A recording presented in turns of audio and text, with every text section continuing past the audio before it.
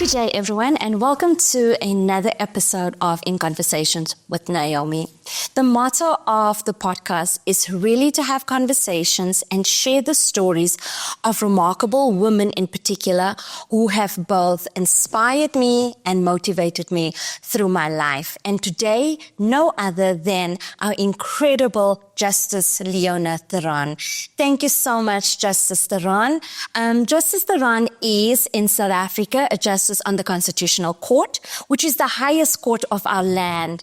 But she has an illustrious career both in the judiciary and in the legal profession. She has stood the test of time, has been one of the youngest female judges and the first Black female judge to be appointed to the High Court of South Africa, have so many incredible stories of resilience that she'll share with us. Welcome to our podcast, Justice. Thank you. Thank you for having me, Naomi. You are most welcome. Please start off with telling our audience just a little bit about yourself and your journey into the judiciary. I can take hours. We have hours. I don't know if you have hours, though. I was appointed as a judge when I was 32 years old. Wow. I think it's unusual. Yes. But I also think it was because of the circumstances in our country at the time, where we were going through a transition, we were going through transformation. Yeah. And I was appointed as a judge in October 1999. And you will recall from 1990, things started to change and we had our first elections in 1994. So that was 5 years after the first elections. When I was appointed, let me put it this way, in 1994, Yes. there were 2 women judges In the entire country. in the entire country and 1 Black judge. Wow. And if you think about how many courts we have in South Africa, Superior Court, it is just staggering to think that was the status. So one of the priorities for the Judicial Services Commission, and that's the commission that since 1994 was responsible for the appointment of judges, was to reflect a change in the composition of the judiciary. And I think if it wasn't at that time, I wouldn't have been appointed then. Yeah. Yeah. Because usually much more experience, a little more wisdom, more grey hair is required before To serve. Yes. Right. Yes. Yes. However, I think that you have led an exemplary legal career for you to have been elected. There was other women of color, but you were the one, albeit young, that was selected for it. But there were very few women. And it's about, they say being at the right place at the right time. And I think what opened the doors for me was I was asked by then President Mandela to be part of a commission. And this commission was looking at integration of the civil service in South Africa with the former homelands to regularize the civil service. And one of my colleagues on the commission was an attorney. Yes. And he is Doc Somyalo from the Eastern Cape. And he was one of the first appointments made by the Judicial Service Commission as a judge. And he became judge president in the Eastern Cape. And they were looking... Hometown. Oh, is it? Beautiful part of the country. Love it, yes. And he was looking for acting judges in the Eastern Cape in Mthatha. Yes. And then he remembered this young advocate that he had served with on the commission, because normally your first thoughts go when you think it goes to people who you have met and who you know, and so he invited me. I think I was 31 to come and take up an acting appointment in the Eastern Cape. So you had to leave your family in KwaZulu-Natal? Yes. My second daughter was a few months old at the time. So I actually took her with because I was breastfeeding and I couldn't leave her for too long. Of course. But we were based in KwaZulu-Natal. the weather in the Eastern Cape, especially winter, was very different from what we were used to. So my daughter got very sick. The cold wasn't good for her. And then after a while, my husband said, no, I think... It's time to come back home now. Oh, no, I think you have to leave, baby. At home to finish my acting stints. And he took very good care of her. And it was just a bit weird in the beginning, but when I came home, like...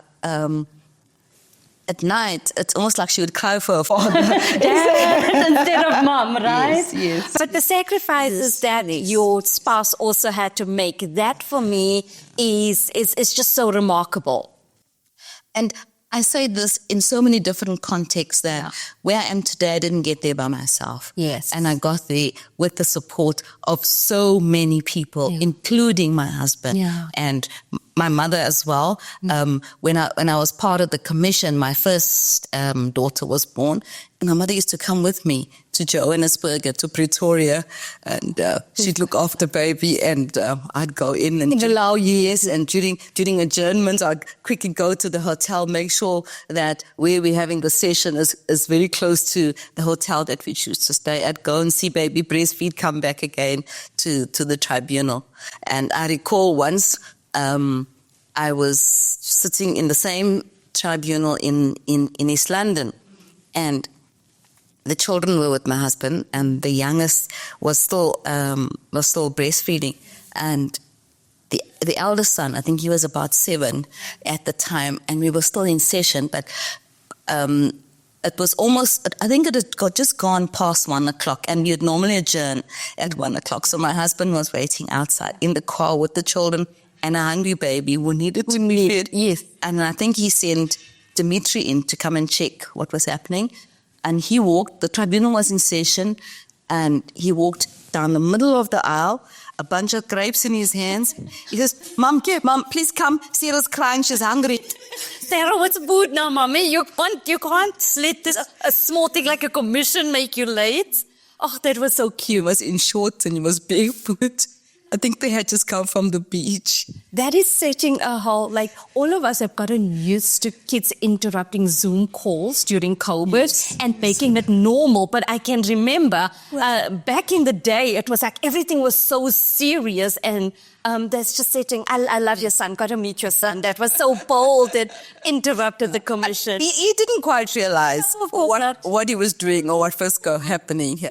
I'm just coming to see Mommy. And I'm just coming to call her because Sarah's hungry. Sarah's hungry, right? Yes. So I was going to talk about this later, but, being on the topic of family and of children, just talk me through a little bit about that support system that you had, and how I know you've spoken many times of how your husband really stepped in and helped with your daughter. And as women, we sometimes have to...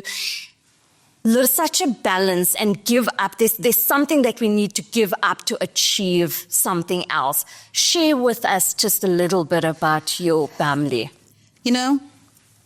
One of the philosophies that I have is that there's a season for everything. And like the Bible says, there's a time to sow, there's a time to reap. Yeah. There's a time to mourn, and there's a time to be happy. Yeah. And I think if each of us knows what season we are in, it helps us. And when I was appointed to the bench, the children were very young, I had to know what season I was in.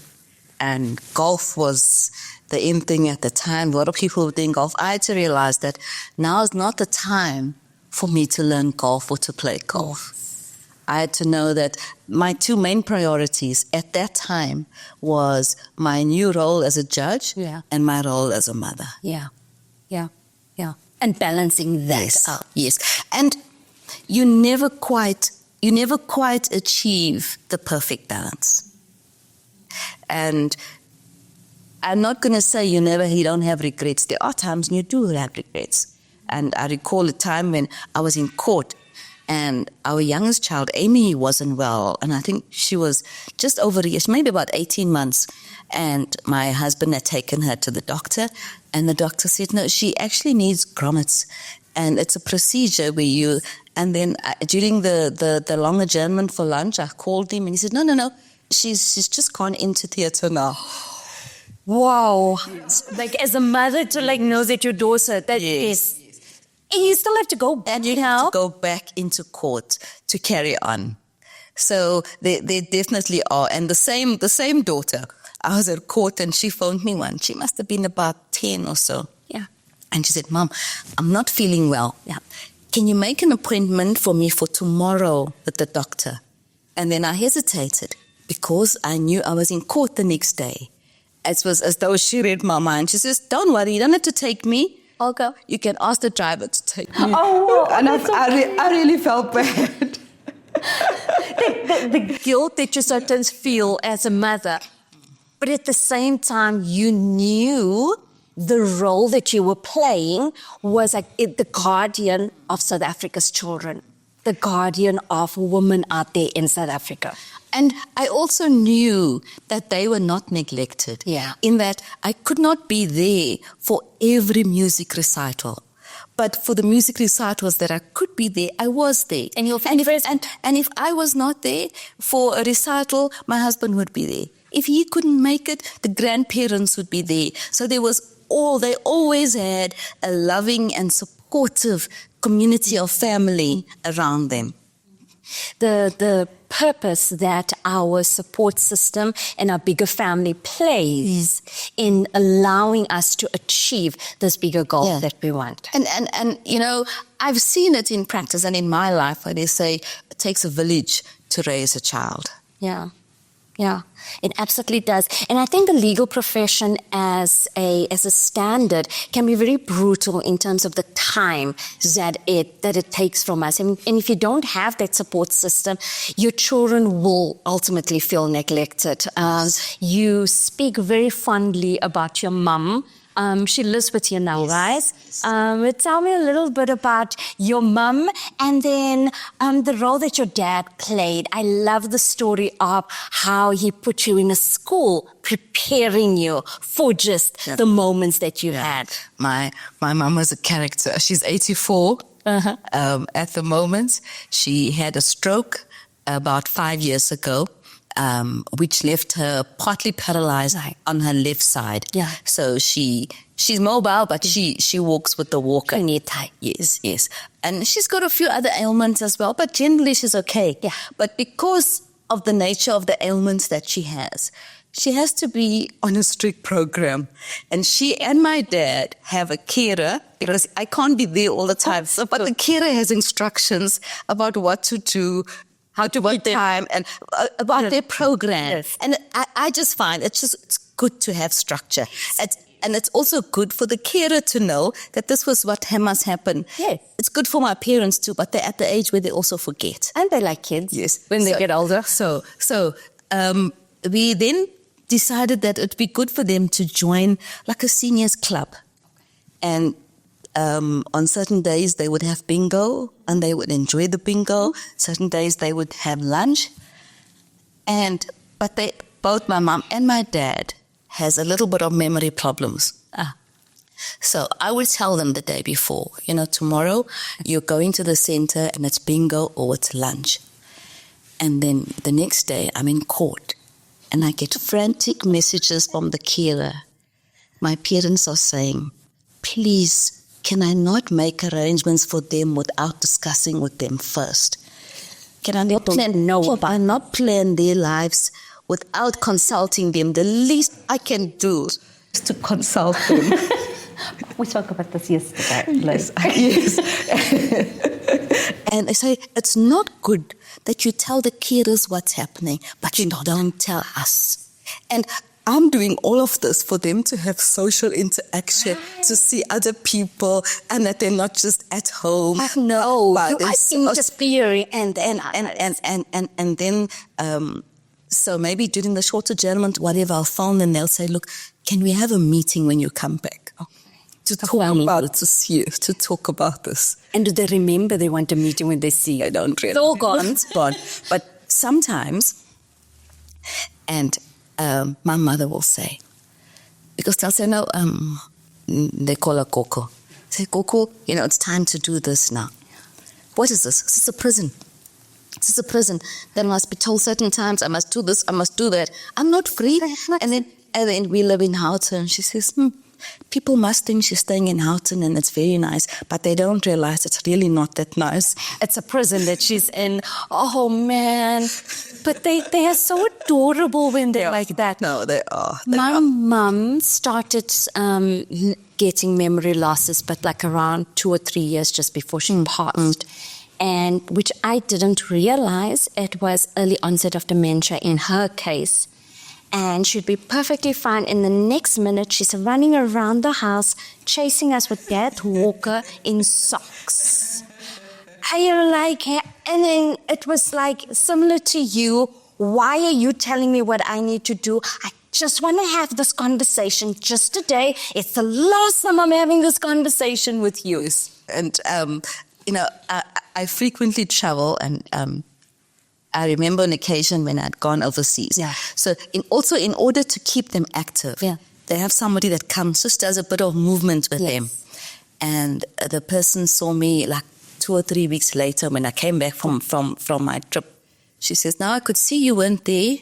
It was 3 in the afternoon when we had our session, and your mom was still in her pajamas because she said it's not your time for her to have a shower.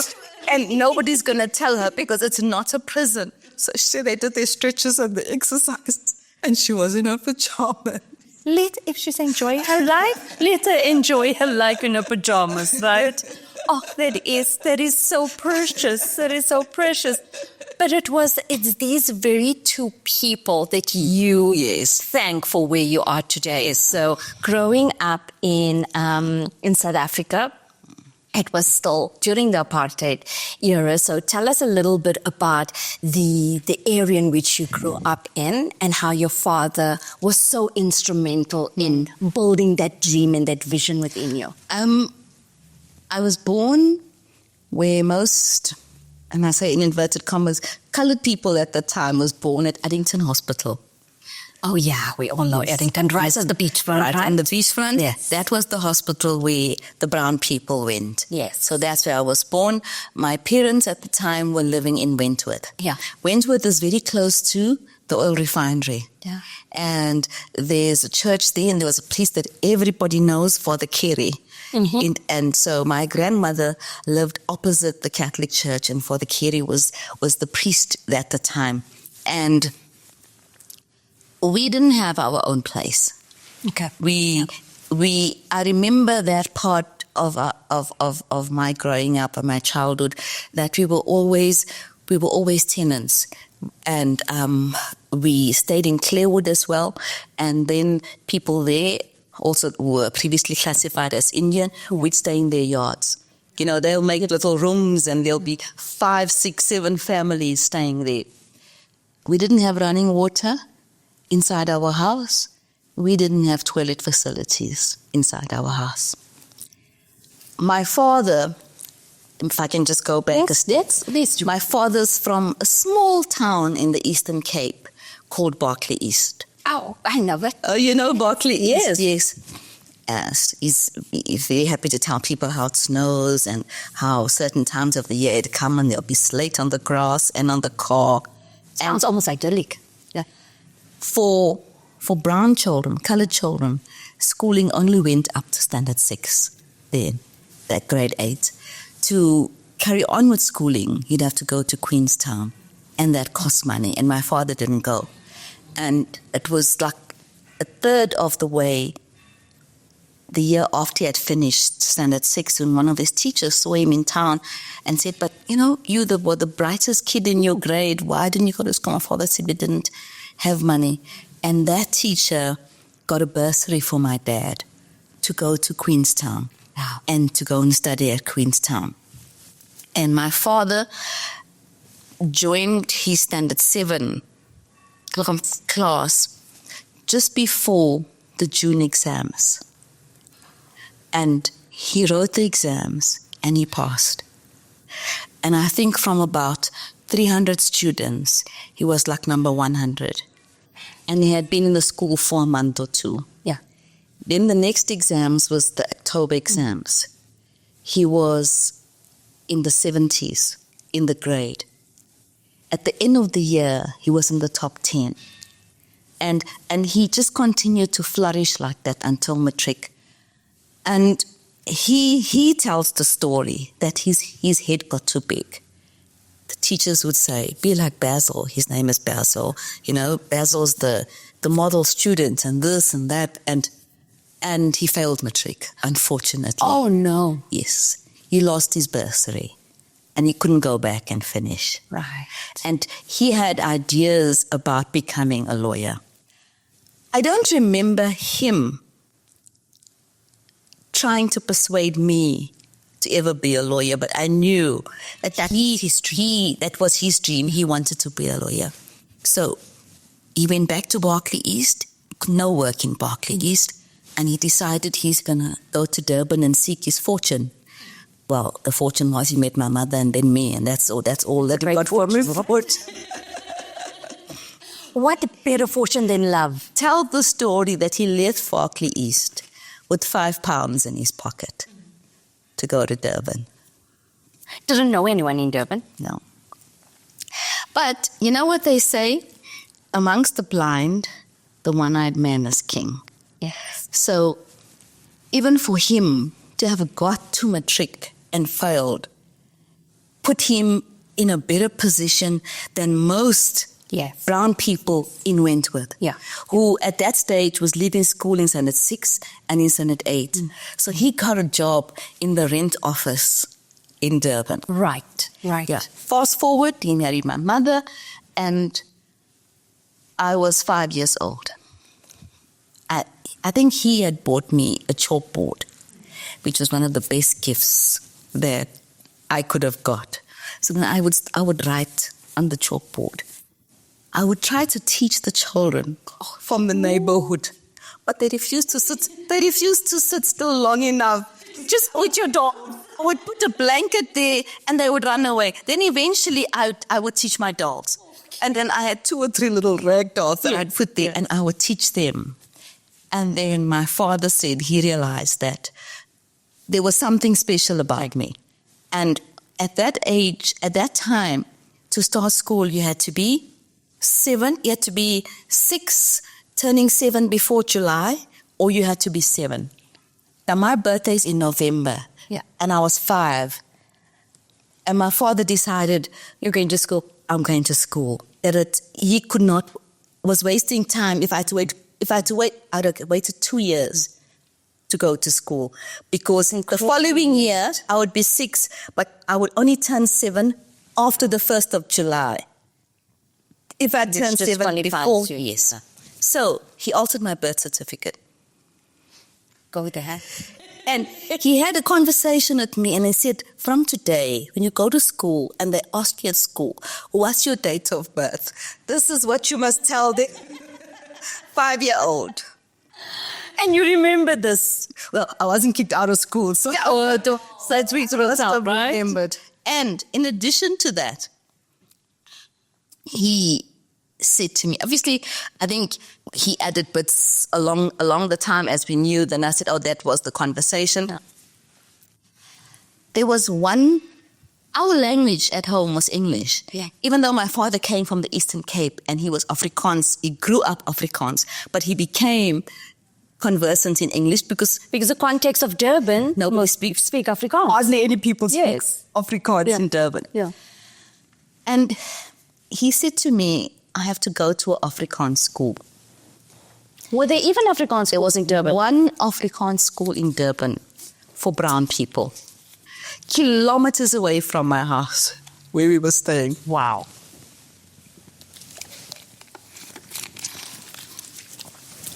And he said, the only university at the time for brown people was in the Western Cape.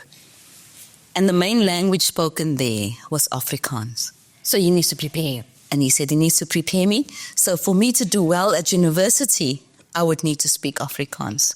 So there was this 5-year-old starting school, and everyone else in the class was almost 2 years old, 2 years older than her, and spoke a language that she didn't know. I had not spoken Afrikaans before then. I had not been exposed to Afrikaans. Perhaps maybe my father spoke to his family or something, but also, which was not often, because his family were in the Eastern Cape. When we went to visit them, it took us 3 days by train to go visit them. Yeah. So we didn't see them very often because we didn't have a car or anything like that. Yes. And to take a train for 3 days, I think my parents, we went like every 4 years because they would take them that long to It's save. like going overseas. It was like going overseas, yes. So my exposure to Afrikaans was very, very limited. Right. Long story short,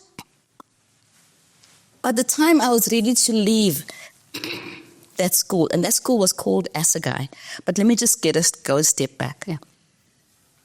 The school was, I would say, at least 5 kilometers from where I lived. And as a private, you had to walk? I had to walk by myself.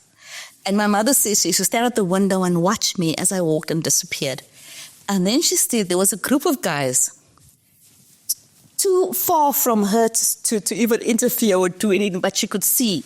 And they would harass me for my lunch. These were grown boys who obviously decided they're not going to school, and saw a soft target, and they would take my lunch. Yes. And then she said, what surprised her one day was that I fought back. I probably realized it was not fun at school the whole day without food. And she said, after that, they didn't interfere with me again.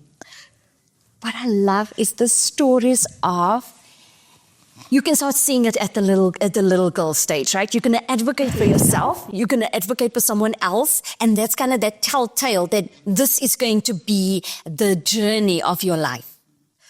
The school that I went to, all the schools in Wentworth were poor schools. Yeah. But it seems that the Afrikaans school was even poorer than the other schools. We had no grass. We had this red dusty sand. We were used to play. And when I was about to leave, finish now, this would be what we would call Standard 5, the grade 7. Yeah. The principal called me to his office, Mr. Stewart. Yeah. And he said to me, Leona, you've been one of the best students we've ever had at the school. But we've never been able to acknowledge your accomplishments, your academic accomplishments, because we've never, ever had a prize giving while you've been here, because we couldn't afford that. That was extras that the school just did not have funds for. But he said to me, you know what I want to say to you, my girl? You're going to go far, and you're going to make us proud. And I've never forgotten what he said. Have you ever ran into him again? Unfortunately, he passed away, but I got to know his children. And I've often told them the influence that their dad had on my life. And there was a time when we have moved from Wentworth, when we were staying on the other side of the race course in Wentworth. And I would walk still to school, and I'd be at the bottom of Oosterville Drive, still have a long way to go. And Mr. Stewart will come past and give me a lift to school. That's such a beautiful story. Okay, so now we move into high school. So we move into high school. My dad calls me, difficult person. He says, okay, you can speak Afrikaans now. Finish your primary school. We're going to English. You're going to English. Yes, his dad. Yes. He said, because while University of Western Cape speaks Afrikaans, the language of the world is English. So it's not going to help if you're so good in Afrikaans and you can't speak English. So now in high school, you're going to English. So I went to Wentworth High School in the English stream. Now, if you can just imagine for a moment that you used to only speak a certain language amongst everybody in your class. Your teachers only talked to you that language, and that was Afrikaans. We spoke to each other in Afrikaans. Teachers spoke to us in Afrikaans. And I'm in this English class, and they were only talking English. I thought I was in a foreign land. Where am I now? And also the maths equation, everything is now. You're like, but I knew this. Like, yes, what are you talking about now? Just the second day, the principal came around, just checking everybody where they should be. I said, what do I do? I said, yes, my opportunity. I said, sir, I'm in the wrong class. I must be in the Afrikaans class. And he put me in the Afrikaans class.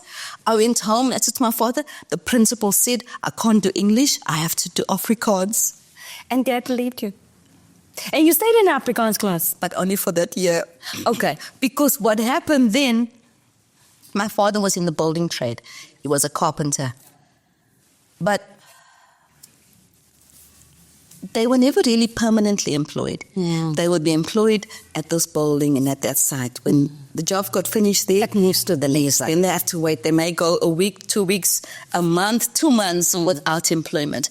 And his desire was to go and work at Martin West. Now, if you know Durban, you know Martin West is the building that where you go pay your rent, where you pay your electricity. They do all the administration in respect of housing from the government. Yeah.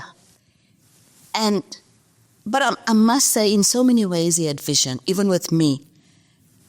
He then got a job as a caretaker of a block of flats, government flats in Sydenham.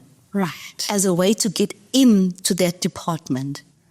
And also, him being a caretaker, we got our own place for the first time.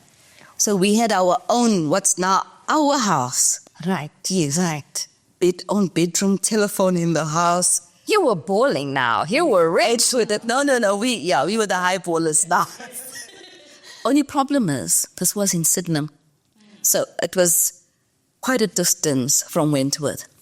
And it was in that year when I had started high school. I used to take 2 buses in the morning. I used to leave home at 6 o'clock to get to school on time. I used to get home at about 5 o'clock in the afternoon. And there's still homework? Yeah. And then I realized it was unsustainable to continue in an Afrikaans school. And also the bus fare, everything, it was just costing. So I went to, reluctantly, but I knew I didn't have an option, I went to English. And I always, you never regretted that? I say the first year that I was there, I think my students, fellow students must have thought I was very, very stupid because I didn't speak. Like you said, all the things, I didn't know what's a square root. In English, I only knew what's a vierkantsvorval. I don't even remember the Afrikaans. I didn't know what's 3 cubed. I just knew it's 3 tot die derde mag. Right. And now you actually have to teach yourself the conversion from. When did you stop thinking in Afrikaans or counting in Afrikaans? One of my colleagues who read one of my judgments, this is when I was on the bench already, said to me, I think in Afrikaans, because of where I put the verb. Is a difference. I think Afrikaans people, I think you put it at the end of the sentence or something, but they said they can see that I have an Afrikaans background because of where I put the verb in a sentence. Oh, wow. And in my matric year, we didn't have a prize giving. I got the prize for the best Afrikaans student and the prize for the best English student. Look at that. Yay, I love it. I love that. So you like literally overcame that challenge. I never realized that we have such parallels in that instance. I grew up in the Eastern Cape. The town that I was in didn't even have an English school for brown people. So I was in an Afrikaans school, but my parents do speak Afrikaans at home. And I was the one that used to tell my parents, I'm going to be in business one day. I want to be in an English class. So now off we moved to East London, which was the biggest city. And for my grade 7, which was standard 5, I had to still stay in East London, getting to a Kumbi taxi and go home every weekend to my parents. But when we got to high school, they didn't want to accept me into the English class because they said, no, you're going to keep everyone behind. So you're going to stay in the Afrikaans class. I stayed in the Afrikaans class. I went to my English teacher and I told him, I want you to advocate for me to move into the English class because I know I'm going to, at that point I wanted to be a lawyer already. I know I'm going to be a lawyer. I'm going to be in big business in South Africa, and that is the language that they speak. So I got into the English class, also standard 7, and I was extremely quiet. I never realized it's because I was struggling to translate stuff. But all my life, I had a complex about English and the verbs and when you write, and didn't feel like, because we didn't have the foundational English teaching around, like, how to put stuff. I actually went for extra classes as an adult, and I was told once when I was a lawyer, but you don't speak English properly, how can you be a lawyer? And I'm like, it doesn't matter how you speak, it matters what you know and how you interpret it. So that is, I actually never realized that was a commonality that we had. Yes, interesting, very interesting. Right? And but it also, it brings like a richness to you as a person as well, relating to, it's also a cultural difference, having gone to an Afrikaans school and having gone to an English school. Okay, so now here you are, finishing high school, got the prizes, and it's time for you to study law. Well, there used to be a program on TV called Best of Professor. Now, at that time, the government, well, not the government, but the arts department or SABC or whatever, but it was part of promoting government policy. Okay. The shows we'd get from America, they would buy them and dub it into Afrikaans. I remember that.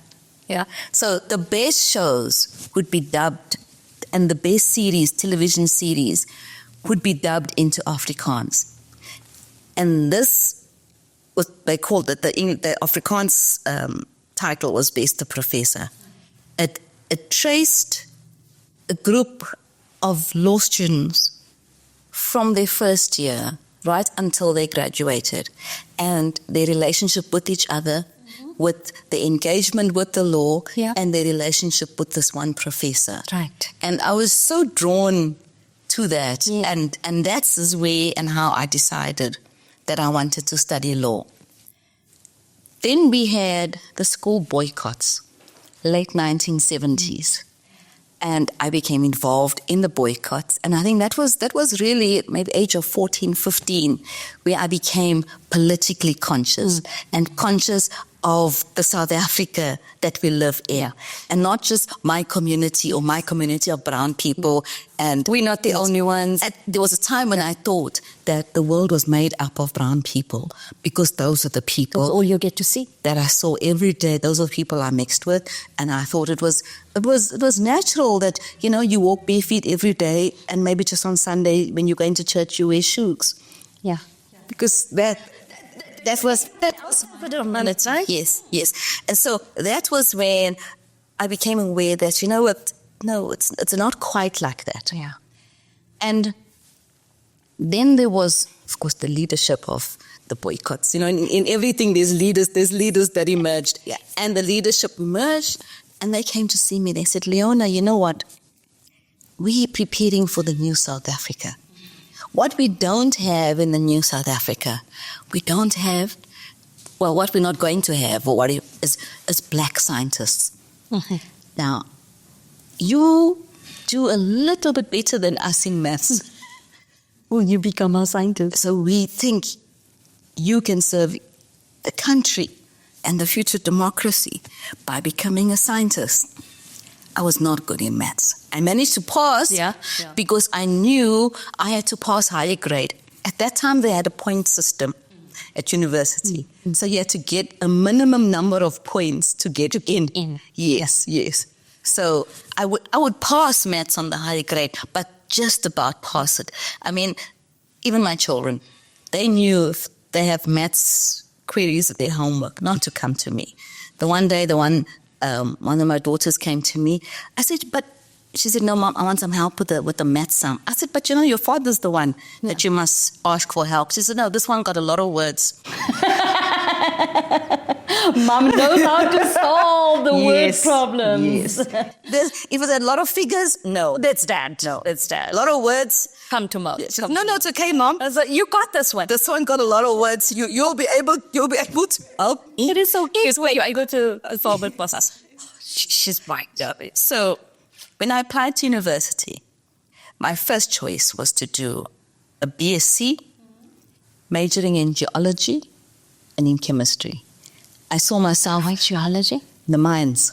Ah. Mm-hmm. You saw yourself in there. I said, well, if I'm going to be a black scientist, I might just well as go where I'm going to be needed most and make it a fruit. Yeah. And I said, geology. So I chose to do geology and chemistry. And then what happened from geology and then chemistry all the way? Law was second choice. Okay. Now, the year I started, it's just amazing how things just fell into place. We could not go to what was called a white university. So it was Natal University then. It's now University of KwaZulu-Natal. Yeah. They did not take black students. The year I started varsity, the government introduced a quota system where, in terms of which they allowed a certain quota of black students into a formerly white university. And so I applied to the university. First choice, BSc. Second choice, BA Law, because you got to give your second choice. Yes. The university, being a white university, was in a white area. I was 16 when I finished matric. Both my parents were working. They said to me, Leona, okay, now you're going to go to the University of Natal. You've been accepted there and you're going to go and enroll. Yeah. Up until that stage, I had never been to a university. I didn't know what a university looks like. But I had known from the age of 5 that I'm going to university. But I'd never set foot on a university. So you don't have a picture of what this place that I'm going to looks like. I was expecting like big bowling, one or many big bowlings. I don't know what I was expecting. So we were staying in Sydenham. Yeah. Took a bus from Sydenham. I had to get off at an area called Tollgate on the top of Breë. Yeah. And because the university was in a white area, it was only serviced by blue buses. At that time, brown people couldn't use the blue buses. I was about to ask you, were you even allowed in those buses? No. So I had to walk. Wow. And it's a hilly area. The hospital there is actually called Ntabeni.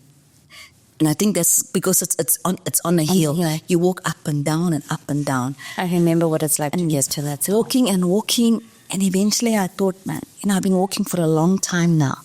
And I asked somebody, excuse me, I said, I'm looking for the University of Natal. They looked at me like I was a bit... They said, this is the university. And it was just an area made up of lots of buildings and houses. And because now houses that had been turned into like offices. So. Yeah. You're like, I'm at the university. Where's the marvelous big place that I'm looking for? And my parents gave me nothing. They just said, go. You've been accepted there at that university, go. You probably didn't I think know I I had my ID. That's what I did here. And I went. Now, those ladies that were working in administration were not used to people like me. And I'm sure after walking all those hills, my hair, my bushy hair, must have even up. I must have been full of sweats. And I'm sure I just did not cut the profile of the students that we used to dealing with. Yes. So they weren't overly welcoming. And then plus I come there and I got no letter of acceptance. I just got my ID and I say I've been accepted to do a BSc. They look at me and they think, no, there must be something wrong with you, BSc. You look like a mad scientist right now, I suppose. So they sent me around, 16 years old. I'm in an environment where I had never been before. And I had never been among so many white people in my life. And it just seemed that everybody there had authority. That nothing about it. Yes. So they sent me from pillar to post. Eventually, end of the day, they said, you know what?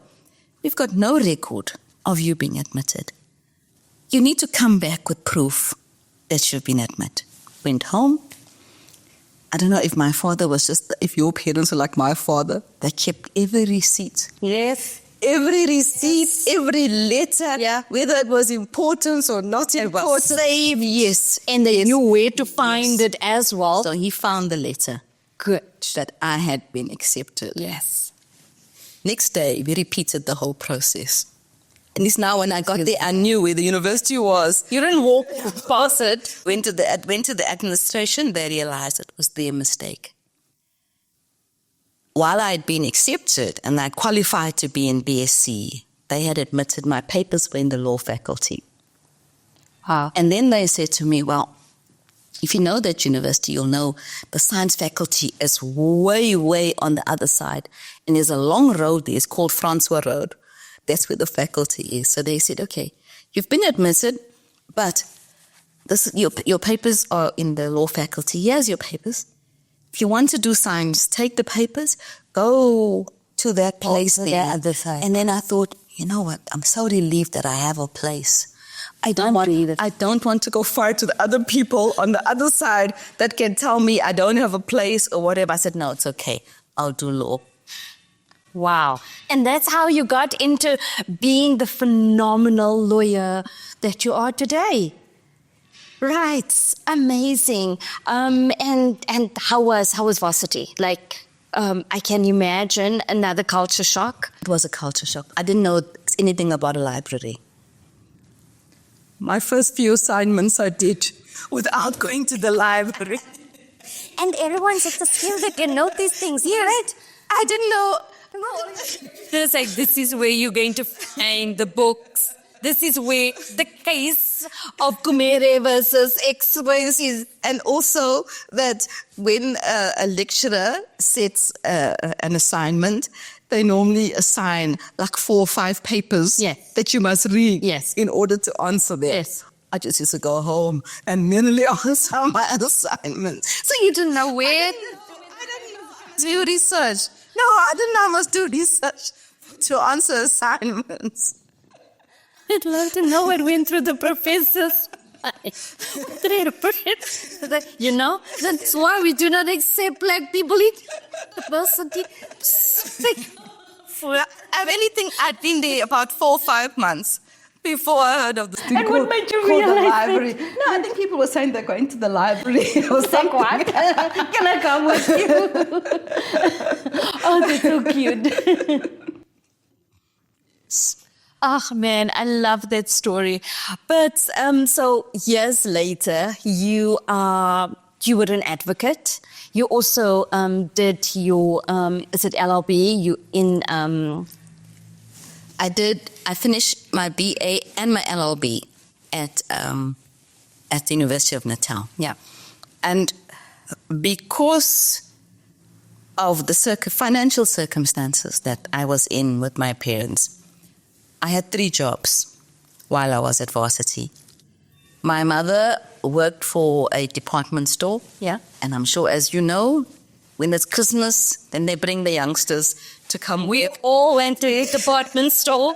I think it's our rite of passage, right? Yes. So, I think you're supposed to start when you're 16, is it? Yeah. Is that the age? I think I started as 15 or 14 and a half or whatever. I think the age was fluid back then. So I was working as a cashier. And I was at varsity, and they would hire the cashiers like from about the middle of December, maybe the 15th of December until the 10th of January. Wow. Varsity only used to start in February. I just used to stay on. I just used to keep coming to work. You was back? Nobody told me to leave. So I would work from early in December, because as soon as we finish, I'll go there and I'll say, okay, I'm available now. And they would let me start. And I would leave a day before we went back to varsity in February. And that's how you helped your parents as well. And I would do that for the entire 5 years that I was at the University of Natal. I would work during the Easter months, during July, and Christmas, December, January. On campus, I would work at the library. When you finally discovered it. Yes. So they used to have students work in the evenings. Yeah. They used to have a 4 to 7 shift, and then 7 to 11. So the females used to work first 4 to 7, yeah, and the males work 7 to 11. Right. And then I was a tutor. By the time I got to third year, I was a tutor first years. And the other job I had was every Saturday, I worked as a secretary for the legal aid clinic. So the University of Natal, KwaZulu-Natal, had a law clinic. Yeah. But on a Saturday, they would take all the files down to the center of town to be accessible to people who would not otherwise be able to come to Howard College. Yeah. So I worked there. Before I was like in my final year LLB, where I was giving advice as part of my course, I worked as a secretary.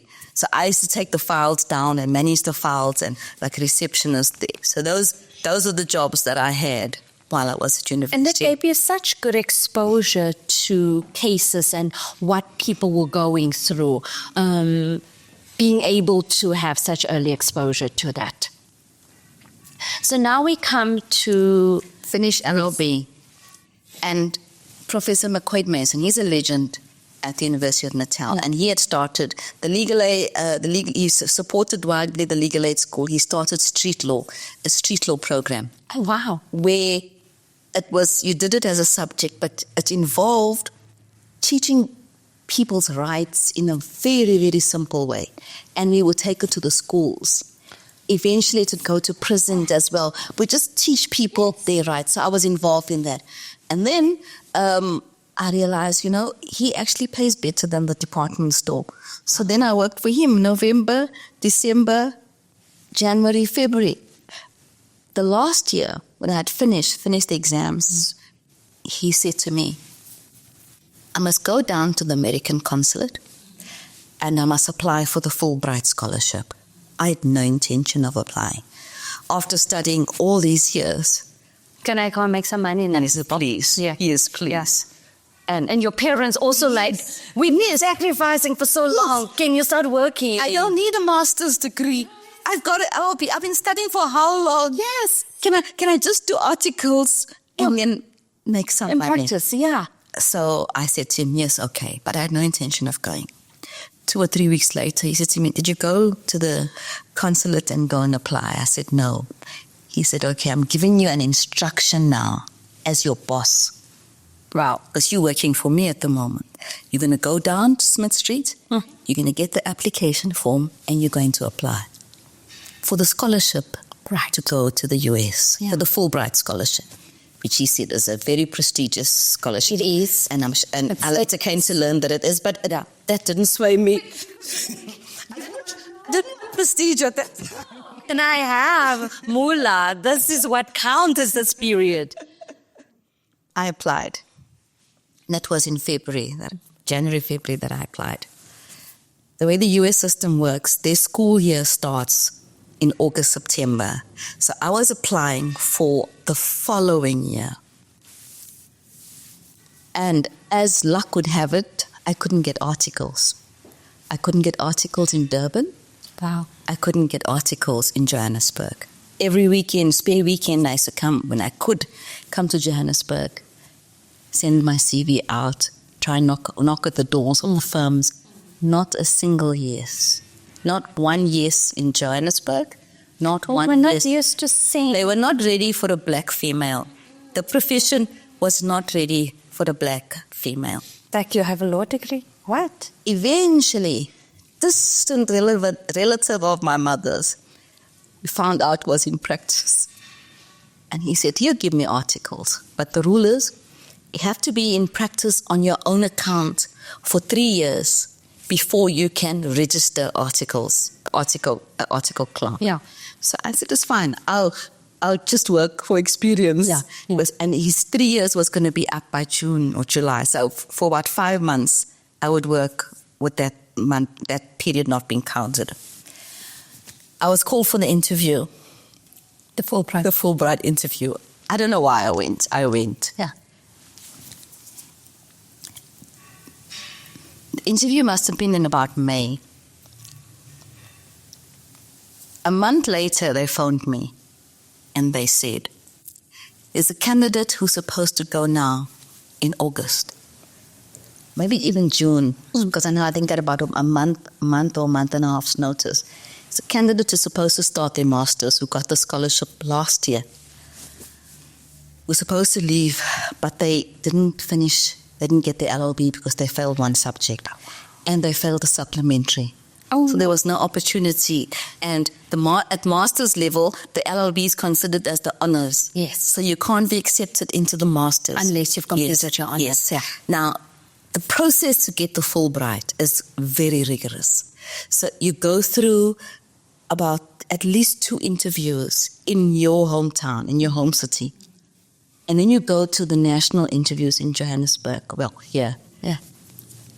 And they said to me, from all the candidates they had for the following year, I was the best candidate and they were offering the scholarship to me. Wow. So here I was, my articles weren't registered.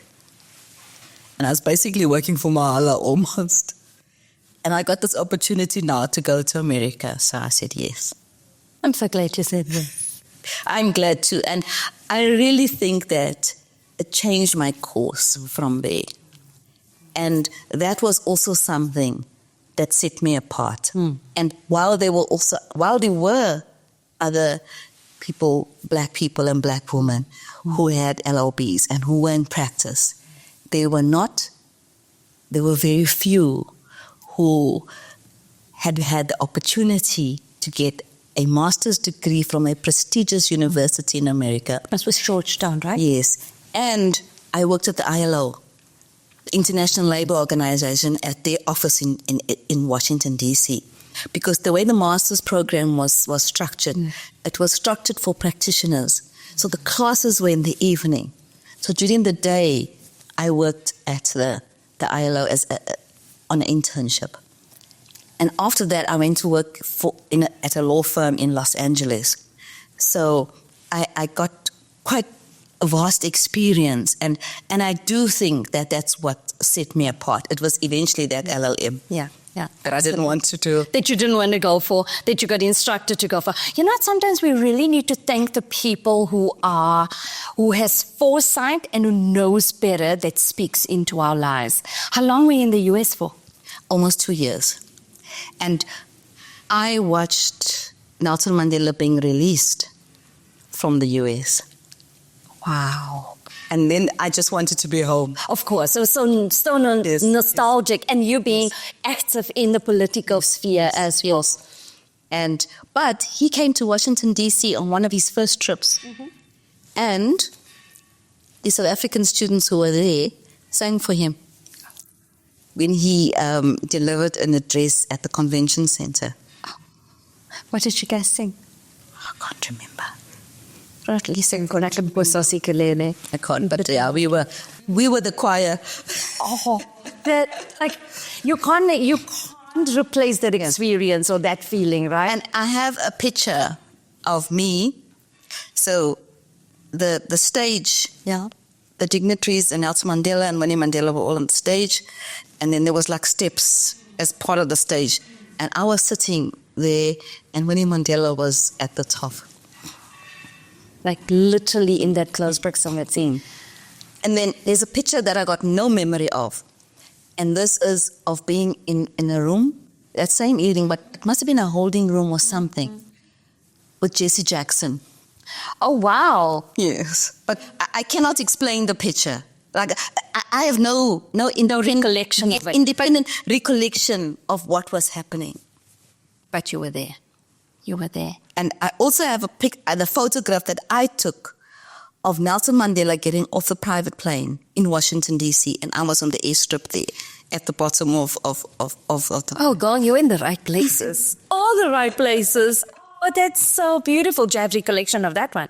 Do you have also no memory of that? No memory of that. Oh, that's gorgeous. And maybe I was too much in shock. Right? There weren't even that many planes. I remember like the SAA, it was like anyone get onto a plane that was like, oh my gosh, you are either super rich or really influential to have that experience. You came back. I came back. And then when I came back, I said, I'm really not going to do articles. Because the salary that I was getting at articles was 500 Rand a month at that time. You're trying to just buy 2 loaves of bread right now, exaggerating, but yeah, like. And then when I went to the US, we had a stipend. Yeah. It was more than that. I can imagine. And then I said, no, I want to do a bit of like NGO work and then go to the bar and become an advocate. And it was your journey from the bar that led you into our judiciary. Yes. But I also find that your career has been marked with so many critical moments of supporting women. And I think one of your standout judgments that I wanted you to speak to us about is Gumede versus the president, and how you really just take a situation which, and you can talk a little bit about this, but you didn't just make a judgment on what was in front of you, but you looked at what the law was saying and changing that. So talk to us a little bit about, and your passion around advocating for women. Okay, so I just have to refresh my memory a little bit about Gumede. That's okay. Okay.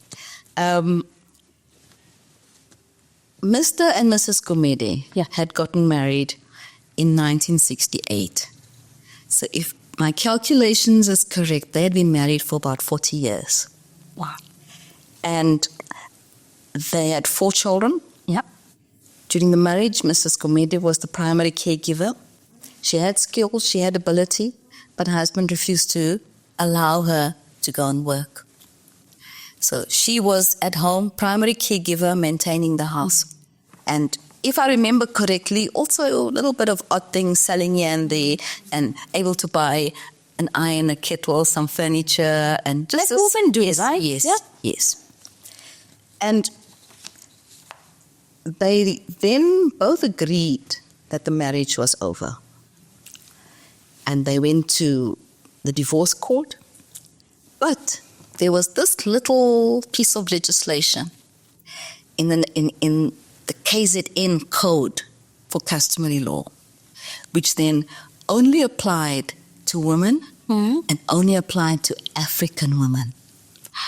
And that said that the man became the owner of all the property acquired during the marriage. And that was during the time where women were still considered as minors. I cannot believe that we actually had that in our very own country. Considered as minors, they could not, and if they were married, first they were minors under their father's tutelage. Yeah. Then they were minors under their husband's tutelage. So even if they were married and they wanted to enter into a contract, they had to have their husband's permission. So they were in the special divorce court. Fortunately for Mrs. Gumede, she had a public interest firm that was representing her. And they said, okay, let's halt the divorce proceedings and go to the High Court to declare that law unconstitutional. And that is when the matter came before me. And what I held in my judgment was that legislation, the Natal Code, was unconstitutional insofar as its effect was that a wife who entered into a customary marriage before the commencement of the Recognition of Customary Marriages Act.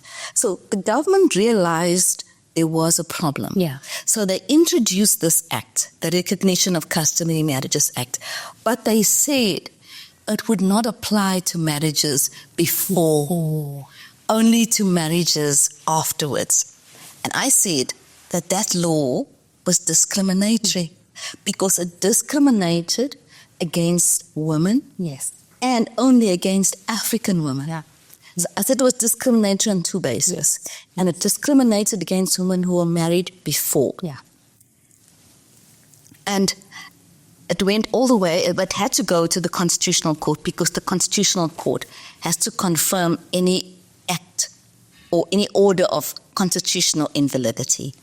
And the Constitutional Court held that it was discriminatory on the basis of race and of gender, and it said depriving women of property is a form of oppression. And it's linked to depriving women of independence. You were meant to be on the Constitutional Court from way back then. Soon after I was appointed, I was one of the judges that was sent to Canada for special training, judicial training. And that Canadian institution has now regularly asked me to talk about this case, Gumede, on an international platform. And what they call it judicial activism. So it's changing the law. And as a judge, to see when, obviously, you can't cross that line between judicial function, the separation of powers, and the function of the legislature. But they use this case to show when a judge can be active, can be activism on the bench to change law. Yeah. To make a real difference. Yes. Especially when you see injustice playing out in such a massive way. And that is exactly when I deliver that workshop, what I say to the participants. Because that's what the law is, and that's what the statute books say the law is, doesn't mean you have to accept it. Where the application, the pure application of the law as it is, would lead to an injustice.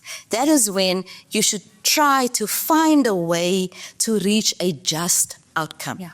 And your intention is not to change law. Your intention is not to make law. Yes. Your intention is to reach a just outcome. Yeah. And if you don't try to reach a just outcome, you become party to that injustice. Because if we stay silent when there is injustice, we are condoning it. So thank you. That's what Martin Luther King says. If we stand by when an injustice is committed, we are equally guilty as the person that's perpetrating that injustice. Yes. And there are many, you can probably sit here and give us examples of so many cases, but for me, this one really resonated and speaks so much of how you have advocated for women that has been treated unjustly. I think you have started the chapter for the International Women of Justice in South Africa as well. And there are many examples of, for me, as looking up to a woman of color and a brown woman as well, it's just been really inspirational to motivate us that, you know what, if she can, so can I. And you always talk about in many of your talks that is what you hope to do. You just want to show people that, you know what, I'm a girl that came from Wentworth, the dusty street. Exactly. So you can do that too. And you also go back to Durban, go back to some of because and I don't even think we spoke about this, but the areas that we come from is still plagued by so many social ills. People are still living in poverty there up until today. Yes. And so few of us that had the opportunity to be able to study or do something else. I have family who are still in Wentworth.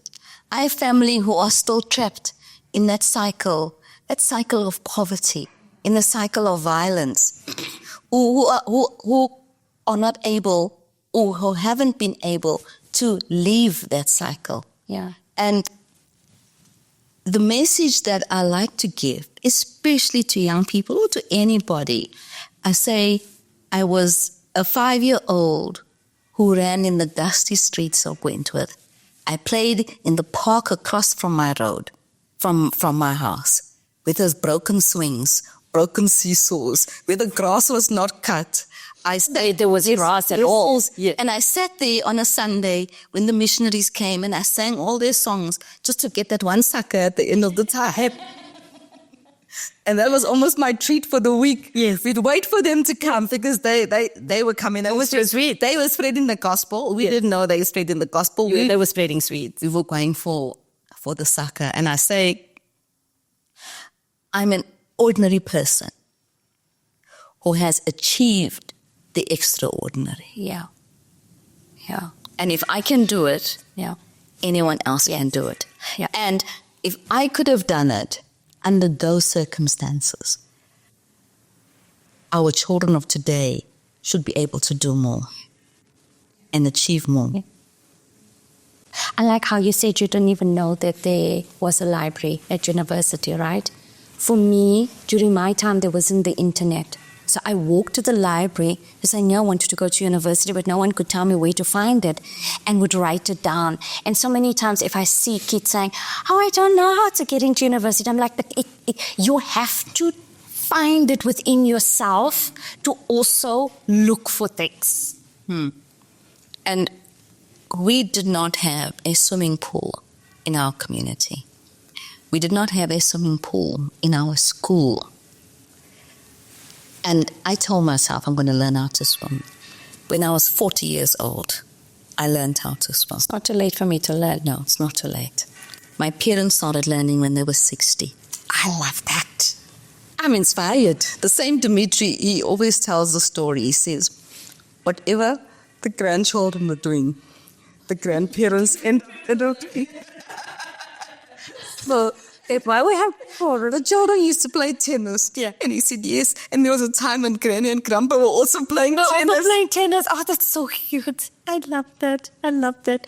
Before we end, and I want you to leave us with this last story. This really inspired me. Where I think it was the age of 50, you decided you're going to climb Kilimanjaro. Yes. And Kilimanjaro is the highest peak in Africa. Young people, athletes, do not even attempt to climb it. But that for me is just such a story of resilience. Do you want to share with us your story of your journey to Kilimanjaro? And I must preface this by saying, I don't think I have an athletic bone in my body. Right. For everything at school that involved sports, I used to be last. It's okay. I was part of the netball team. I was part of the netball team, and I used to love going in the netball team. As a cheerleader. Then I realized that I was just the reserve. And I was never really, and I was a reserve, but a reserve that was never really called upon. But you were there. That's all. You showed up. You showed up. So, a friend of mine wanted to climb Kilimanjaro. And she later wrote a short book or something. It's the song you your friend. Yes, this is Louise. And what struck me, what she said about me in that book, she said she knew if she could convince me to climb with her, that we would be successful. Yeah. Because I have the attitude, the determination to succeed at whatever I put my mind to. Yeah. So she planted the seed, and I said, no, I don't want to. My husband had climbed a few years before, and he told me about these horror stories. That's brutal. That there's no... what scared me was there's no toilets there. I said, I grew up with the drop toilet. I've left it behind now. I'm not going to pay a whole lot of money to go and use that toilet again. I said, no, I'm not going to. But she planted the seed and she planted the challenge. Then I thought, well, they got portable toilets. Why can't we have a portable toilet? Right. And I arranged that we had a portable toilet and we had somebody who carried that toilet for us and who cleaned it and sorted it out for us. Then I said, now I can do it outside Kilimanjaro. And we planned for a year before we went. We planned our hikes. We started with really, really baby steps. I remember the first hike we did. It's probably about 4 or 5 kilometers, but it was quite a hot day. After that first hike, all of us had headaches. We had temperatures. We had blisters. You don't decide them to do it. And I thought, Thursday. this is 5 kilometers. 5 kilometers. How many kilometers is it going up? I actually don't know, but I can't remember now. But the kilometers going up is much longer than the direct route, right? Because of the yes, right. Yeah. But we did. Was it the 6-day route? We did the extra day. They say if you give yourself an extra day to acclimatize, you increase your chances Of success. of success. So, Louine said in the book, she said, as I said, the reason why she wanted me is because she knew if I was there, She would you would succeed. And I had a major operation 3 weeks before we left. I had my gallbladder removed. And you still did it. Before I agreed Did your doctor was on holiday. We were in Durban. It was an emergency operation. Before I agreed for him to operate, I said, Doc, just a minute. Can you tell me first, if I have this operation, will I still be able to climb Kilimanjaro? He was to the point, he said, if you don't have the operation, you won't be able to climb Kilimanjaro. So You're probably not able to climb anything. Yes. Yeah. And after the operation, I asked him, can I go climb? I don't think he quite realized what I was asking him, because he said yes. And in the next breath, he said to me, in 6 weeks' time, you can start driving and you can start light exercise. I'm going to very unlight exercise in 3 weeks. The first day that we started hiking, I realized there was a problem, because I had stitches here at my tummy, and my bag, the backpack that I had to carry has to close here. So I battled to close because it was friction against. And sensitive. Yes.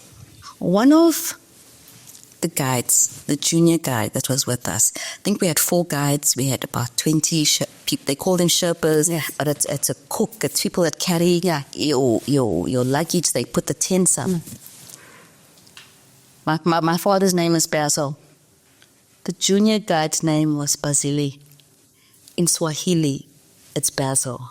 Wow. And to me, he was my guardian your angel. guide.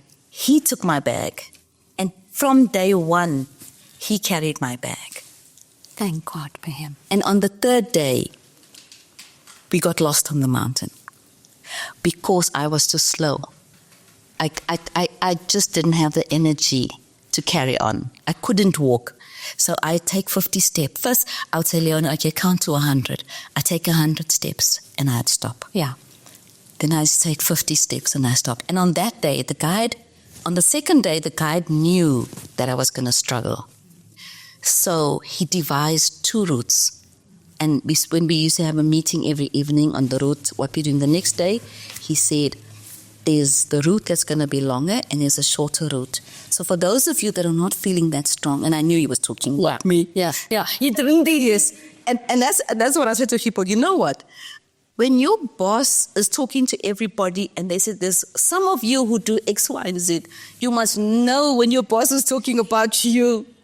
You must know it's you, and you must fix those things. Fix what we calling us, because they get to be diplomatic in the ways they say some of us. That's what Nel's wrong. I'll take the short route, and I still couldn't cope on the short route. And it was just my guide and I. Yeah. And it got dark before we got back. We got to the So you took the shorter route. We took the shorter route, and it got dark. But there was another guide who was also quite attached to me. Yeah. So the guides, they walk ahead, and then they get to the camp, they leave the stuff, then they come back for you. to come and help us and carry us. And so it was Basili and Andrew and myself. Yeah. And I said to Basili, what are the chances of us getting lost? He said, very high. I don't think you should have said that. But he was honest. And They sang in Swahili for me for at least about 2 or 3 hours. The saving grace was the camp we were going to sleep that night was near a river. So they followed the sounds of the water. Now, this is a mountain. Can you imagine? Just imagine in your mind a mountain. It's dark. It's dark. And it's probably uneven surface. Yes, and rocky and stones and all of that. There's no signpost there. And then the people at the camp knew. Now, not just our group, the whole camp knew that one person hadn't come in. But when I came, the whole camp erupted. They were so happy to have you there and relieved. Your friends. My friends came to me and they said, Leona, if you want to stop and go down back tomorrow, we'll go back. I said, please, just give me a minute to wash my face and put some lipstick on and I'll be fine. Lipstick is very important. Yes, yes. What made you not want to give up? Because it's extreme. It's in the elements. I told myself when I started, that I might not make it. Yeah. And amongst us as a group, we never spoke about it. Yeah. But I told myself I would take each day as it comes. And even though we had got lost or almost got lost on the mountain, I made it through the day. And then I said, tomorrow to camp. I said, tomorrow, another day. It's another day, and I'll make it through that day. Wow. And you summited. Mm-hmm. Can we put a picture up of you on top of Kilimanjaro on the podcast? Yes, we can. Absolutely would love that. Absolutely would love that. I have visions of maybe one day doing it, but I really do not think I have the courage to even attempt it. You know what I say to people? You find your Kilimanjaro. Yes. It does not have to be the mountain. It can be something else. You find your Kilimanjaro that you want to that you want to conquer. And you work out your plan to conquer your Kilimanjaro. Yeah. You prepare, huh? It's preparation. Yes. And then when you're doing it, you're taking it one day at a time. And if you've watched the movie about Venus and Serena and their father wrote out a plan before they were born that both of them would win Wimbledon. He wrote that plan out before they were born. My father had a plan for me when I was 5 years old. Yes. Yes. So the most important thing is to have a plan. Yeah. To find out what's going to make your plan work and execute your plan. Yeah. Yeah. And adapt it somewhat along the way, right? Yes. You were serving your articles, an opportunity came, and you adapted the plan, but still overall reaching the ultimate goal. Justice Theron, this has been an absolutely amazing conversation. I want to thank you for taking the time. Do you have any parting words that you want to share with our audience? Any wisdom that we may not have covered in our talk that you want to share with our audience today? If you want to achieve something, if you want to achieve anything, it's not possible without hard work. Yes. And sometimes some of the youth of today don't want to work as hard as perhaps their parents did or we did. And maybe they've also got a point to make about life-work balance and all of that. But if you look at history over and over, to achieve your goals, you have to work at it. Absolutely. And I'm not saying you mustn't rest. I'm not saying you mustn't have other interests. I think I lead a full life. I have many interests, I love to hike, I love to cook, I love to bake, I love music, I play, I used to sing in a choir. But you have to be focused, and it requires discipline and hard work. Oh, yeah. And practice. Yes. You practice it over and over and over again to get the iceberg. It's all of hard work, and one day it gets to the top, and everyone sees the work that you put in. And a lot of people see the product today, and they see Constitutional Court and say, oh, how wonderful, what a wonderful life. But they don't realize the struggles also behind that and to get there. I have fallen. Many a time I've fallen. Many a time I've fallen or I thought that I don't want to continue in that moment, and you think, is it worth it? Yeah. But I've never given up. Yeah. And I can honestly say that it was worth it. And I will not say that it's not difficult. It is difficult.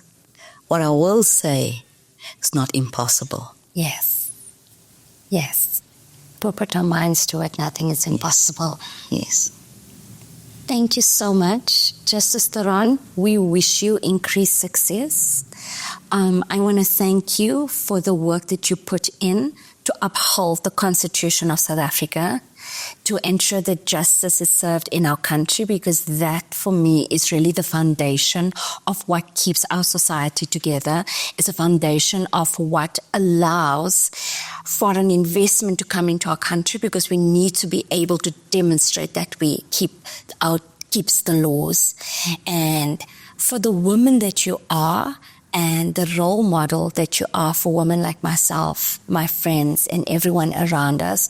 I'm always incredibly inspired listening to you and having a conversation with you. And every time I listen to you, there's something else that I learn, and I draw even more inspiration from it to continue. It doesn't end, and the fight is still long and it's still hard, but every step that we take leads us to a better country. So thank you. And thank you for taking the time out to come and speak to our audience. I know you have a pile of judgments that's waiting for you.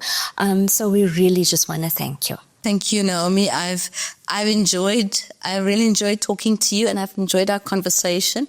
I've enjoyed what's come out of it, and I've also enjoyed learning a bit more about you and seeing the similarities between our lives. Yeah, that's wonderful. So, Justice Theron, if anyone of our audience wants to follow you, are you on any of the social media platforms? No, I'm not. No way. You can listen to Justice Theron on here, or find articles written about her anywhere on the web. Yes, thank you. You're welcome. Thank you very much. Thank you very much.